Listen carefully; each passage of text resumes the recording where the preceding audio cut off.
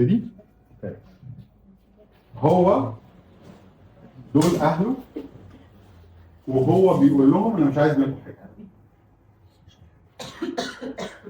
بص لهم وقول لهم مش عايز منكم حاجه. مش عايز منكم حاجه. انتوا ما عندكوش حاجه تدوني. انتوا ما عندكوش حاجه تدهني. لازم يسقط بقى ولا حاجه. How do you feel؟ عايز اتشقلب عشان اديله اي حاجه. عايز اتصرف واديله اي حاجه. مش How عارف. do you feel؟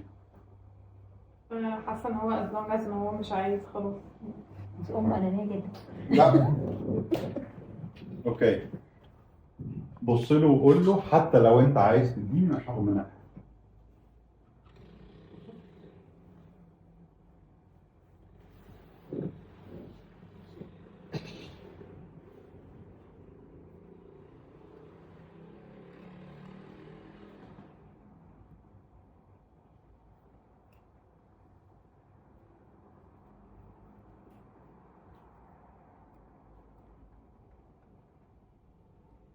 ده فكرة.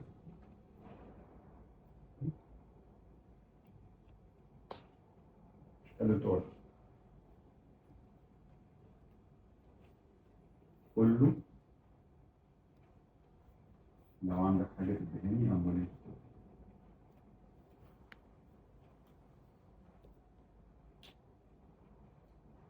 لو عندك حاجه تدهني او مريض تسكت.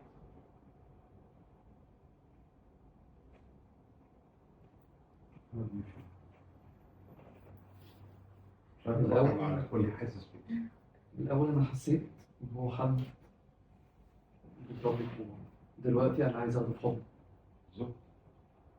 Once we open ourselves للي أهالينا قادرين يدوه أهالينا بيتغيروا بيبقوا عايزين يدونا أكتر. إنما طول ما إحنا عندنا judgment على اللي أهالينا بيدوه أنت مش عايز تاخد حاجة مالكش دعوة مش فارق معاك. So as long as you're judging your parents you're unable to receive. كل ما بجربهم اكتر كل ما الكباسيتي بتاعتي تو ريسيف بتبقى اقل.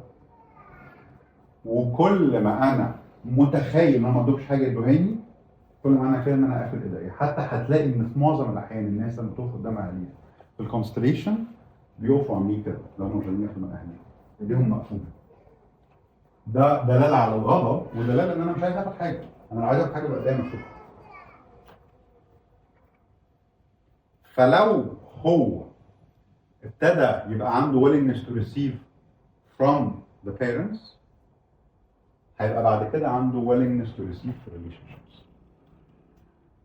انما لو هو شايف ان اهله ما عندهمش حاجه يدوها له فمعنى كده هو طبعا الاهل عندهم بس احنا اللي شايفين ان ما عندهمش معنى كده ان احنا قافلين على نفسينا.